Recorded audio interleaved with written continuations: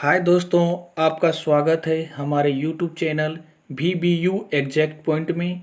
और आज हम पढ़ने वाले हैं PG सेमेस्टर 1 पेपर 1। और हमारे सिलेबस के अनुसार से हमारा अगला टॉपिक है साम्राज्यवाद का अर्थ, परिभाषा एवं प्रकार क्या क्या हैं। इसको हम विस्तार पूर्वक से समझेंगे आगे एक एक करके।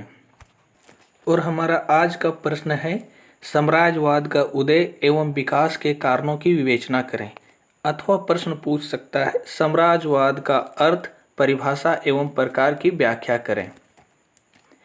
हम आंसर में लिखेंगे पहला पॉइंट अर्थ। सामान्यतः साम्राज्यवाद का अर्थ राज्य का क्षेत्रीय विस्तार है। ऐसा दृष्टिकोण जिसके अनुसार कोई महत्वाकांक्षी राष्ट्र अपनी शक्ति और विस्तार बढ़ाने के लिए उद्देश्य से अन्य राष्ट्रों की प्राकृतिक और मानवीय संसाधनों पर अपना अधिकार और नियंत्रण स्थापित कर लेता है। हम अगला पॉइंट लिखेंगे नियंत्रण का प्रकार। राजनीतिक, आर्थिक, सांस्कृतिक या अन्य प्रकार हो सकता है। हम इसके आगे लिखेंगे सच्चावादी नीति। एक राष्ट्र अपनी सीमाओं के बाहर जाकर दूसरे देशों और राज्यों में हस्तक्षेप करता है। हम अगला पॉइंट लिखेंगे प्राचीन काल व मध्यकाल में शक्तिशाली राजा छोटे व दुर्बल राष्ट्रों को जीतकर राज्य का विस्तार करते थे। भारत में चक्रवर्ती सम्राट की अवधारणा है। अनेक यूरोपीय राष्ट्रों ने अपना विस्तार साम्राज्यवाद के रूप में किया। ब्रिटेन, फ्रांस, जर्मनी, ब्रिटेन ने संपूर्ण विश्व में अपनी औपनिवेशिक साम्राज्य का विस्तार किया। हम अगला पॉइंट लिखेंगे परिभाषा। सामाजिक विज्ञान विश्वकोश साम्राज्यवाद एक नीति है जिसका उद्देश्य एक विशाल आकार वाला राज्य है जो अनेक आधुनिक स्पष्ट इकाइयों से मिलकर बना हो और एक केंद्रीय इच्छा के अधीन हो। हम अगले इतिहासकार के अनुसार उसकी परिभाषा जानेंगे। अगला इतिहासकार है चार्ल्स ए बीएड के अनुसार सैन्य राष्ट्रों की कमजोर एवं पिछड़े लोगों पर शासन करने की इच्छा व नीति ही साम्राज्यवाद कहलाती है। अगला इतिहासकार के अनुसार C.C.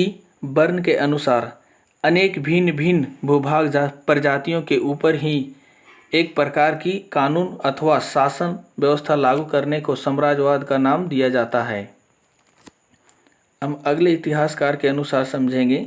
सुमन के अनुसार साम्राज्यवादी चाहे कितनी भी नैतिकता की बात कर ले और बहाने प्रस्तुत करे, साम्राज्यवाद अधीन जातियों पर शक्ति और हिंसा द्वारा लादा गया विदेशी शासन है। अगले इतिहासकार लेनिन है। लेनिन के अनुसार साम्राज्यवाद को पूंजीवादी की अंतिम अवस्था मानते हैं। वर्तमान में आर्थिक कारक महत्वपूर्ण हो गए बाजारों की खोज के कारण। इसके आगे विकसित देश, अल्प विकसित देशों पर प्रभुत्व। हम अगला पॉइंट लिखेंगे साम्राज्यवाद के विभिन्न रूप। और पहला है रक्षित प्रदेश। रक्षित प्रदेश की अपनी आंतरिक शासन व्यवस्था बनी रहती थी, किंतु परराष्ट्र संबंध, प्रतिरक्षा एवं वित्तीय मामलों पर रक्षा करने वाले देश का नियंत्रण कायम हो जाता है। 1922 में पूर्व मिस्र ब्रिटेन का रक्षित प्रदेश था। इस व्यवस्था में जनता को धोखा रहता था कि उन पर अपने ही शासक का शासन है। दूसरा है अर्धरक्षित प्रदेश।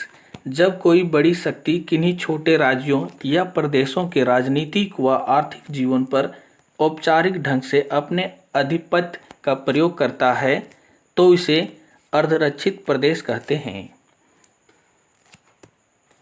हमारा तीसरा पॉइंट है पट्टेदारी राज क्षेत्र। इसमें कई शक्तिशाली देश निर्बल दुर्बल राज्य से उसके किसी भाग पर कुछ लाभ के बदले में या उसकी असमर्थता के कारण लंबे समय के लिए पट्टेदारी का अधिकार प्राप्त कर लेता है।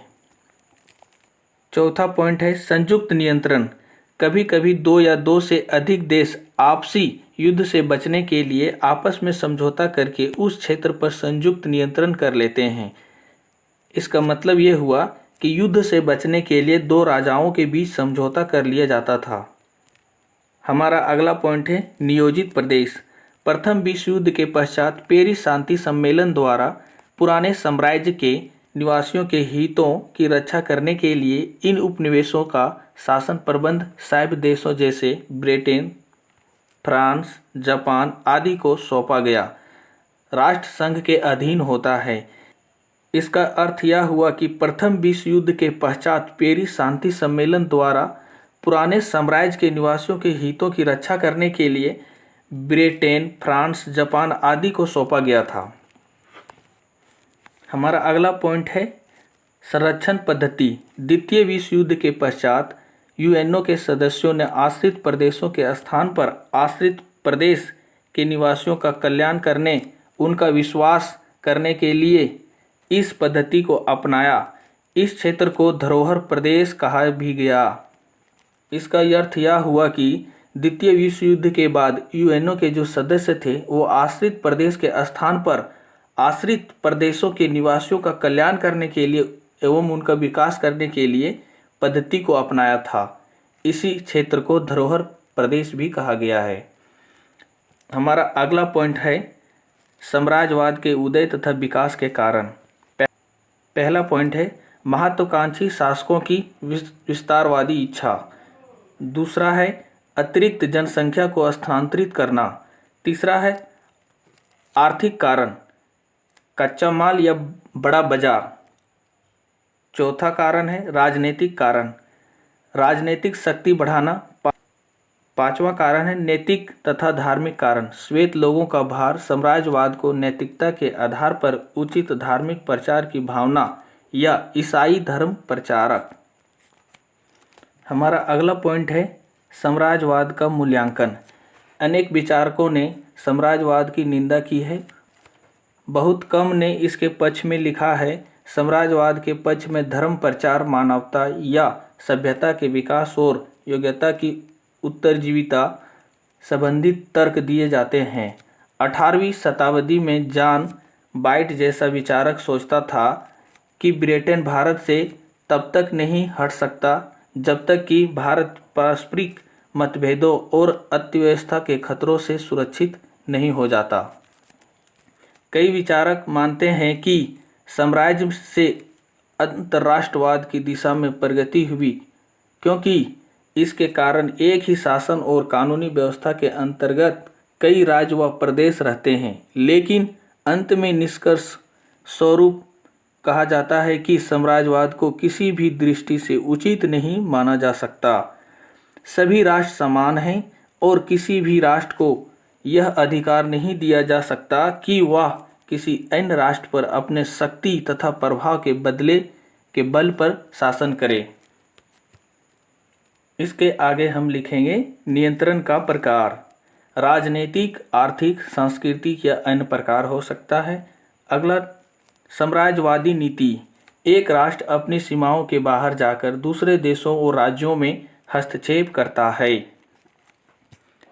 अगर आप लोगों को यह पीडीएफ चाहिए तो हमारे टेलीग्राम चैनल से जुड़िए। टेलीग्राम चैनल का लिंक डिस्क्रिप्शन बॉक्स में दे देंगे और उम्मीद करते हैं कि यह वीडियो आपको बहुत अधिक पसंद आया होगा। मिलते हैं नेक्स्ट वीडियो में। धन्यवाद।